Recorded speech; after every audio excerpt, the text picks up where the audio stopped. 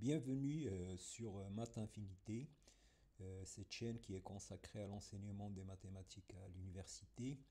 Alors dans cette vidéo, je vais compléter une première vidéo que j'ai consacrée au cours, à un résumé de cours sur les séries entières.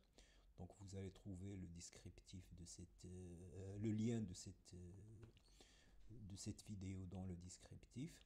Alors aujourd'hui, on va faire 3 exercices corrigés pour bien illustrer tous les concepts reliés aux séries entières. Voilà, alors sans tarder, alors je vais faire quelques rappels sur les séries entières. Donc une série entière, donc c'est une série de la forme ANXN. Alors ici, on prend des séries réelles. Voilà.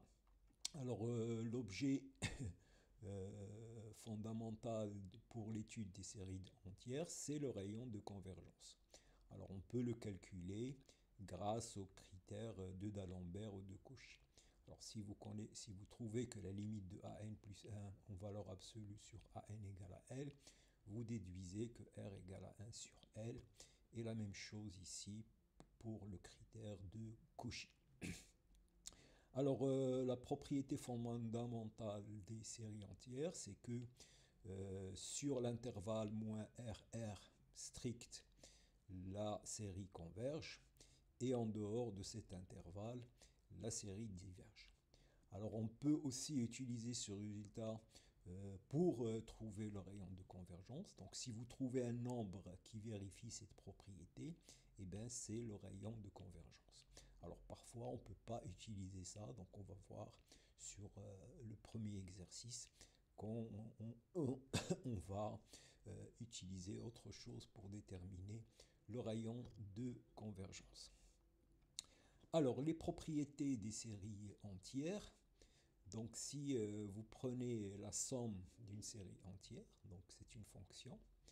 Alors c'est une fonction de classe C infinie sur l'intervalle de convergence moins RR. Et vous connaissez les dérivés successifs de cette fonction pour tout P. Donc ça c'est la formule qui donne la dérivée.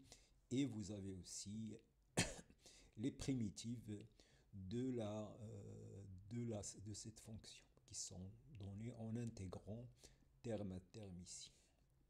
Voilà, et pour la dérivée, vous dérivez terme à terme. Alors, il faut aussi connaître le développement en série entière de certaines fonctions. Donc, par exemple, l'exponentielle, c'est défini par cette formule pour tout x appartient à R. Et la série trigonométrique, donc, la série géométrique, donc qui est égale à 1 sur 1 moins x carré. Et puis en utilisant cette formule ou celle-là, vous pouvez déduire d'autres formules de fonctions développables en série entière. Voilà, donc ça c'est ce qu'il faut savoir sur, donc comme je l'ai dit, pour un cours détaillé, allez à la vidéo que j'ai postée sur les séries entières. Alors, le premier exercice. Donc là, on va prendre cette série entière, moins 1 à la puissance n, x de n sur 4n carré moins 1. Alors, bien sûr, on va commencer par calculer le rayon de convergence de la série.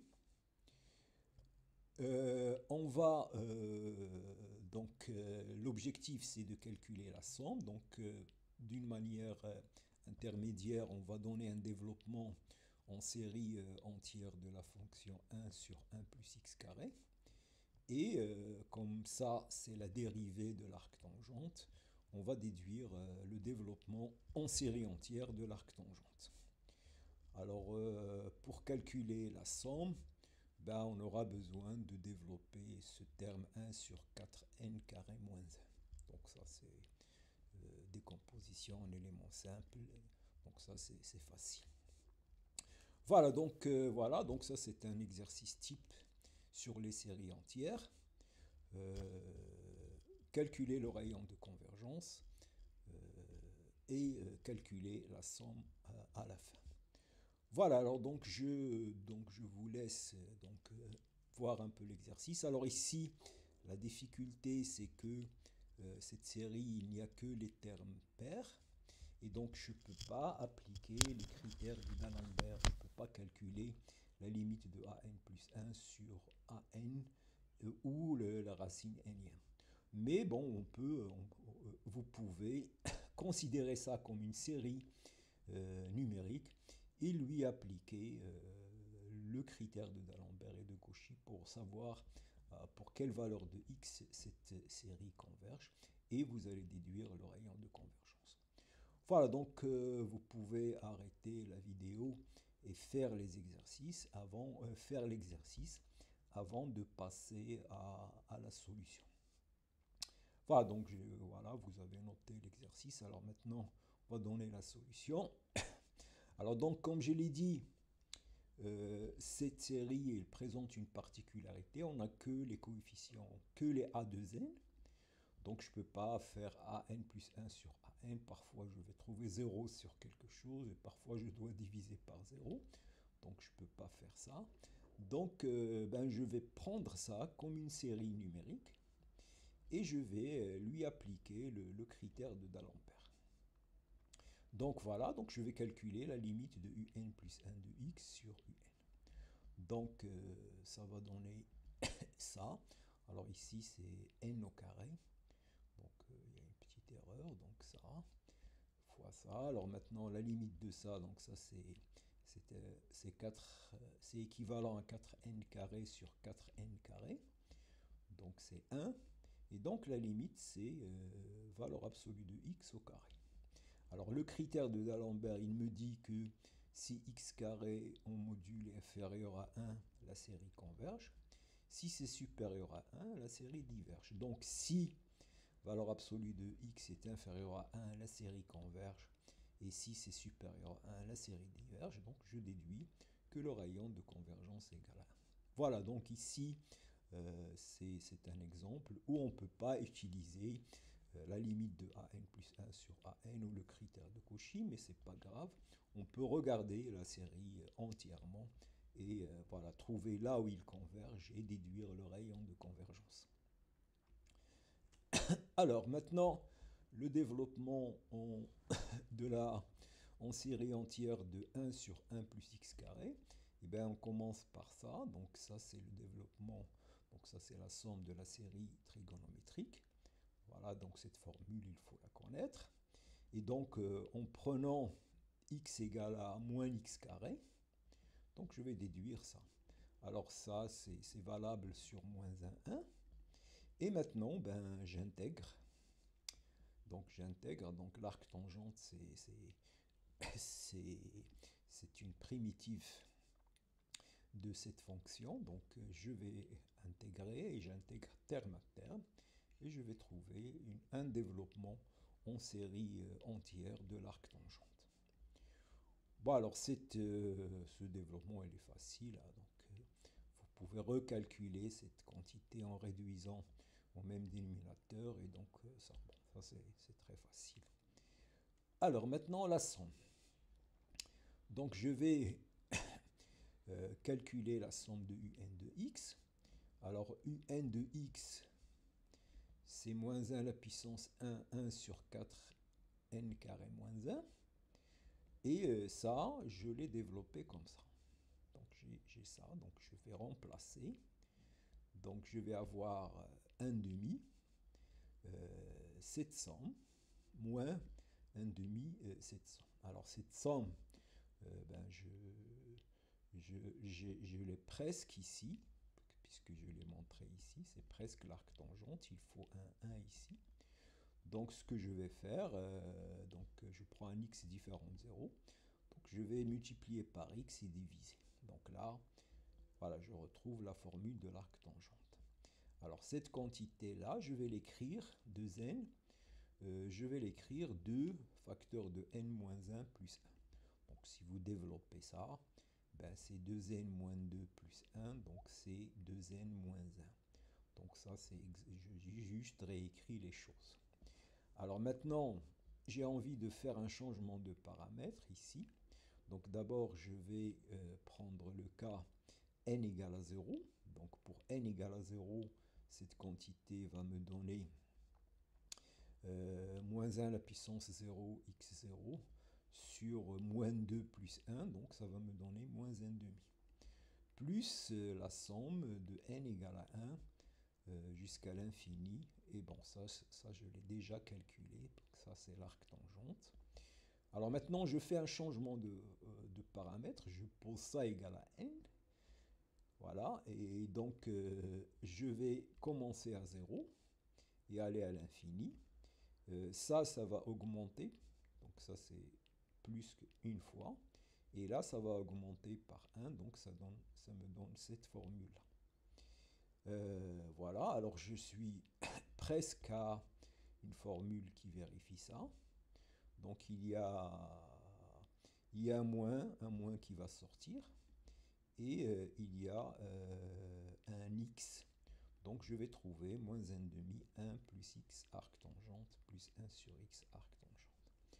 Donc j'ai calculé la somme pour x égale à 0, différente de 0, puisque là j'étais amené à diviser par 0. Voilà, donc voilà, j'ai montré cette formule.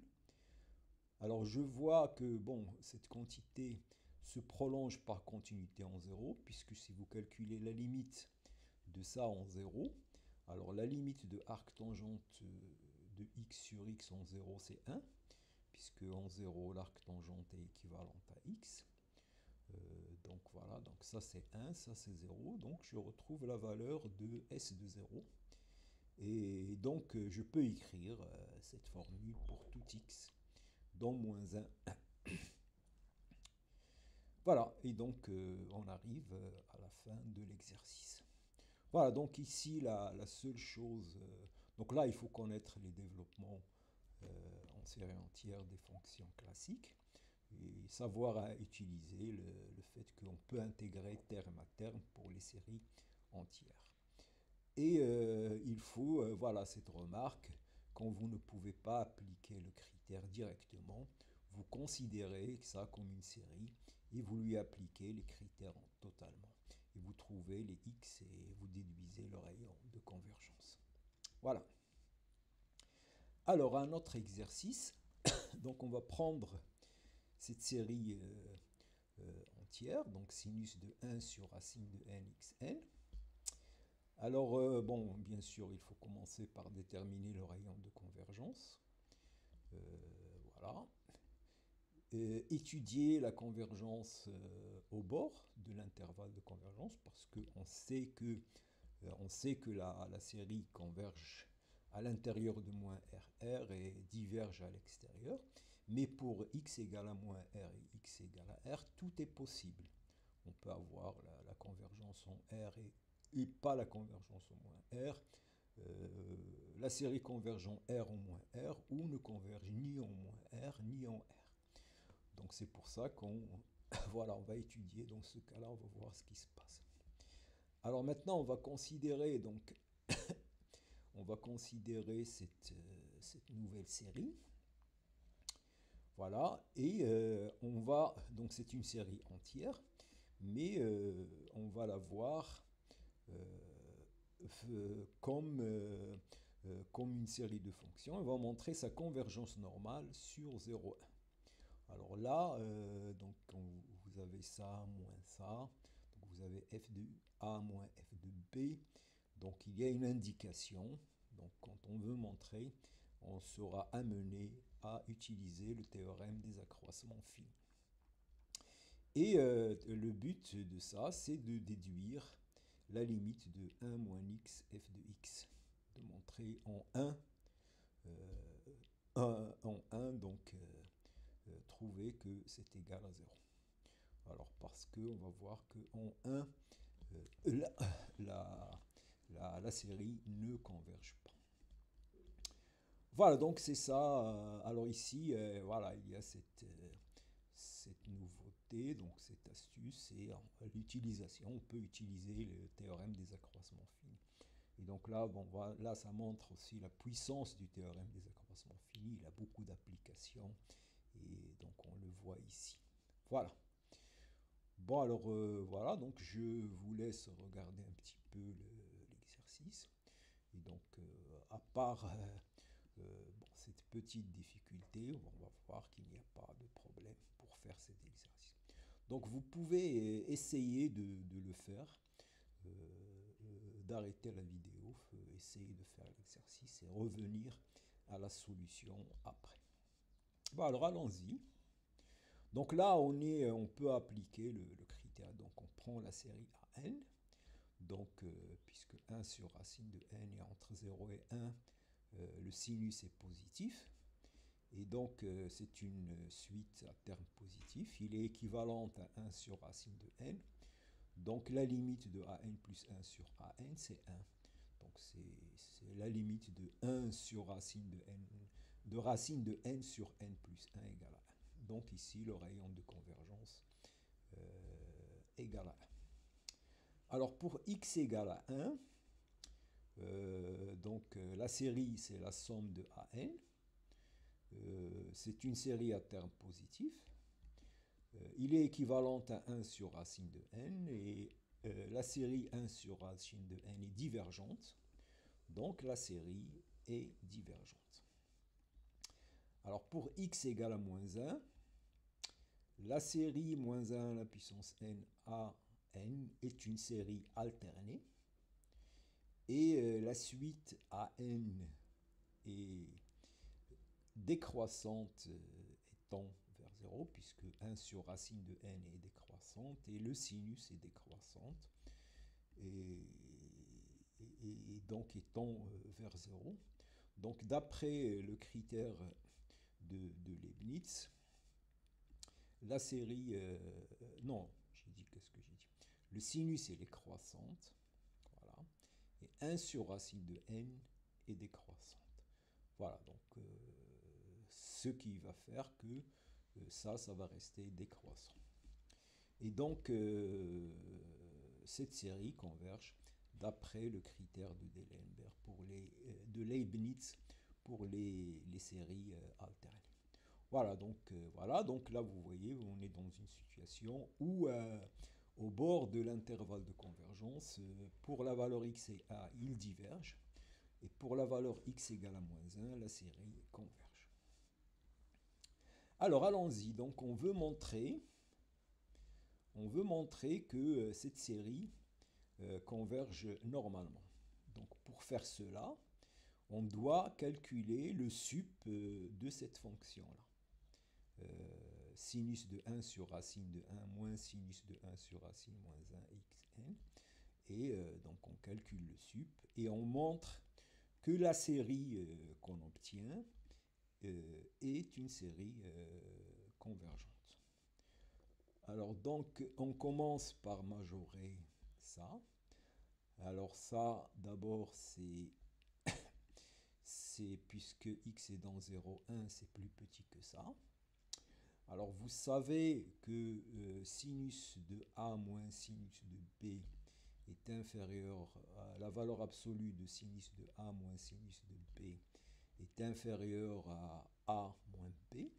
Alors ça, soit vous savez la formule, ça aussi c'est une application, c'est le théorème des accroissements finis. Puisque vous allez écrire sinus de a moins sinus de b égale à a moins b fois la dérivée fois cosinus de quelque chose. Et donc, si vous prenez la valeur absolue de sinus de a moins sinus de b, donc c'est la valeur absolue de a moins b fois la valeur absolue du cosinus de c, et le cosinus est plus petit que 1, et vous déduisez ça. Voilà, donc ça encore une application du théorème des accroissements finis. Alors maintenant, je vais appliquer une deuxième fois le théorème des accroissements finis. Donc je vais prendre cette fonction h de x égale à 1 sur racine de x sur l'intervalle n-1n. Donc cette fonction est continue et dérivable.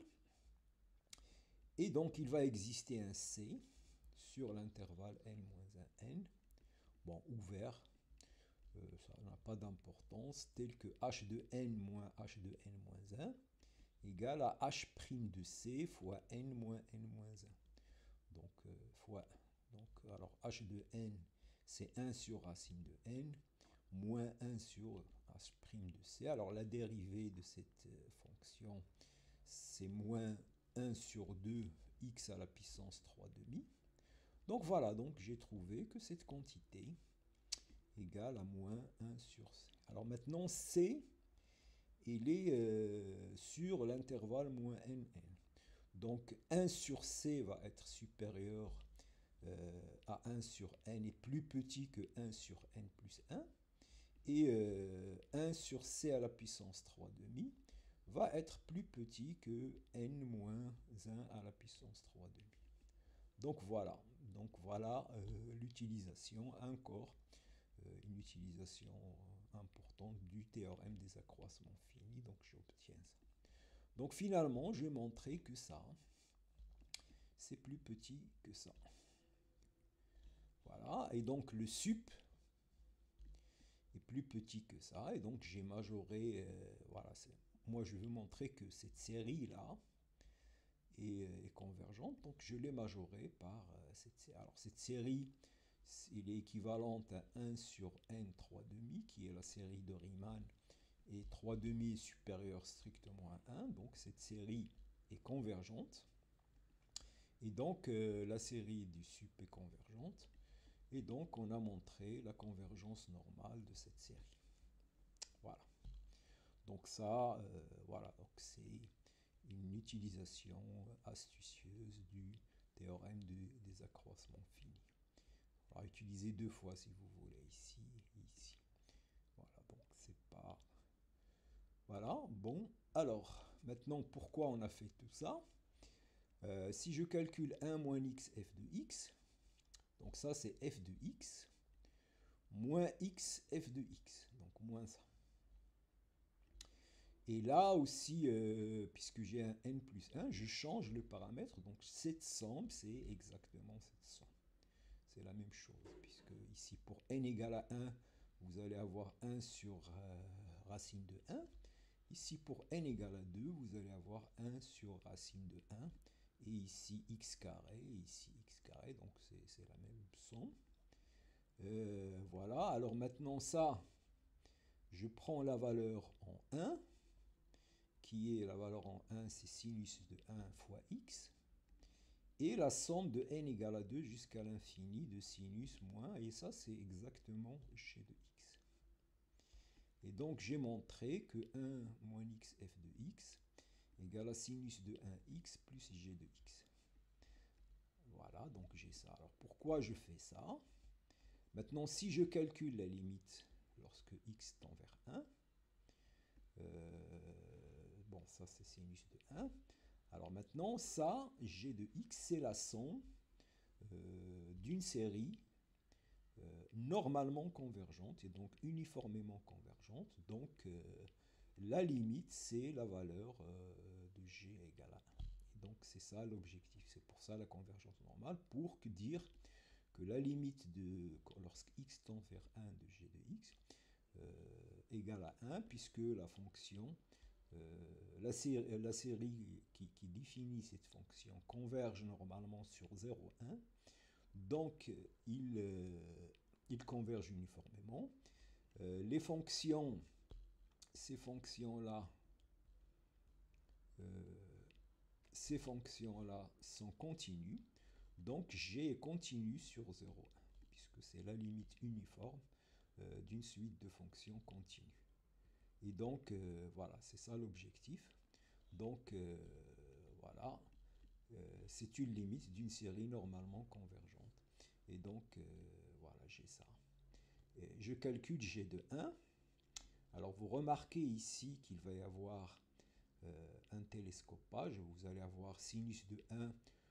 Si vous commencez à 2, donc vous allez avoir sinus de 1 sur racine de 2 moins sinus de 1, plus sinus de 1 sur racine 3 moins sinus de racine de 2. Et donc, les choses, il y aura un phénomène de télescopage.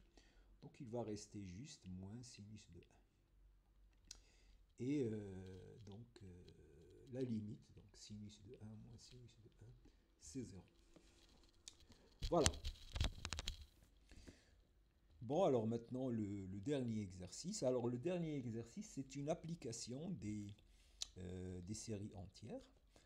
Une très bonne application des séries entières pour la résolution d'équations différentielles. Alors vous savez, les équations différentielles, c'est difficile à résoudre. Et on va voir en appliquant euh, les, les séries entières, on va trouver la solution unique de cette équation dont la théorie générale nous dit que cette équation différentielle admet une solution unique qui vérifie y de 0 et y' de 0 égale à 0. Et bien grâce aux séries entières, on va trouver cette solution. Donc voilà, donc on va écrire f de x comme la somme d'une série entière. Et on va l'injecter dans cette équation. Donc vous allez calculer f' de x, f seconde de x. Alors on sait que pour les séries entières, je peux dériver terme à terme. Et vous écrivez votre équation f seconde de x. Donc si vous faites cette somme avec ça, vous allez trouver une série entière. Vous allez écrire ça de la forme somme de Bn(xn) égale à 1. Vous identifiez, donc vous allez trouver les coefficients. Donc vous allez trouver que les coefficients an vérifient des équations. Et vous allez résoudre ces équations et vous allez trouver la solution. Donc c'est ça. Voilà, donc je vous invite à prendre ça, d'abord à calculer, à écrire cette somme, à trouver les relations entre les AN. Et ensuite, donc le problème va devenir un problème très simple. On a une suite AN qui vérifie une relation de récurrence. Et il faut trouver les AN.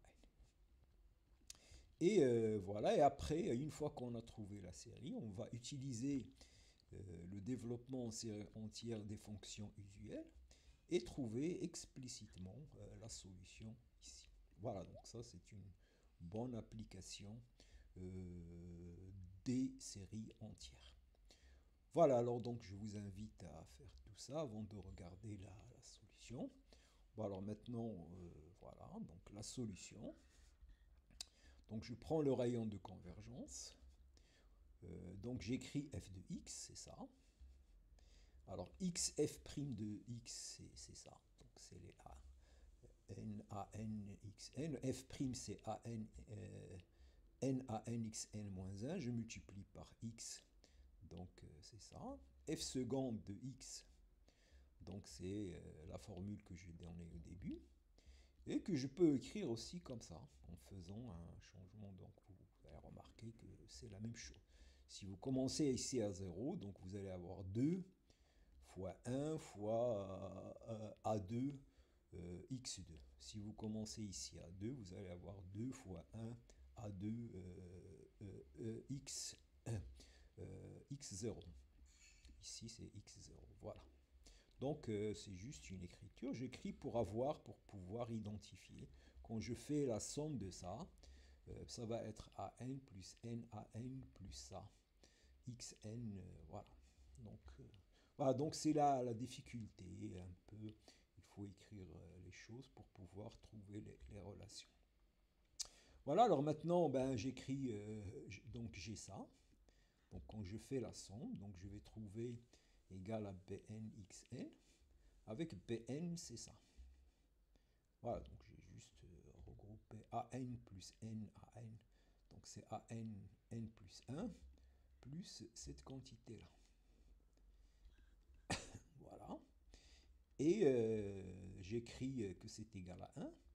Donc si c'est égal à 1, ça veut dire que P0 égale à 1. Alors P0, c'est quoi? P0, c'est 2 A2 plus A1. Donc je vais avoir 2A2 plus A1 égale à 0. Donc ça donne cette relation. Et les autres Pn sont égales à 0. Donc le facteur n plus 1 va partir. Donc je vais trouver AN plus 2 égale à moins AN sur n plus 2. Voilà, alors vous voyez la puissance ici des séries entières, c'est que j'ai ramené un problème de résolution d'une équation différentielle compliquée à la résolution de ce système algébrique très simple. Et voilà, donc alors maintenant on va faire ça. Alors ça, je peux l'écrire. Alors je vois ici que ici j'ai une relation entre an plus 2 et le terme 2 fois moins 1. Donc je descends de n plus 2 jusqu'à n. Donc je descends deux fois. Donc ça va, je vais écrire ça pour les termes, les coefficients pairs et les coefficients impairs. Donc ça me donne ça. Donc A2n va être égal à ça. Et A2n plus 1 va être égal à ça. Alors maintenant, je suppose que y0 égale à 0 et y' de 0 égale à 0. Donc si je reviens à ma fonction, la série, donc y de 0 égale à 0, ça veut dire a0 égale à 0. Et y' de 0 égale à 0, ça veut dire a1 égale à 0. Et donc j'ai a0 égale à 0, a1 égale à 0.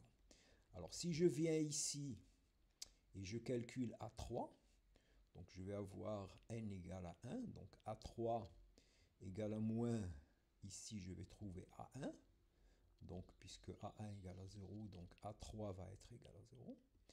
Et a5 va être en fonction de a3, et donc ça va dans les zéros, donc tous les coefficients impairs vont être nuls. Vous pouvez le montrer par récurrence. Et pour les termes pairs, eh ben, je prends a2n, c'est égal à moins a 2n moins 1, 2n. Et j'applique encore la formule à a2n moins 1, donc c'est moins 1 sur 2n moins 1.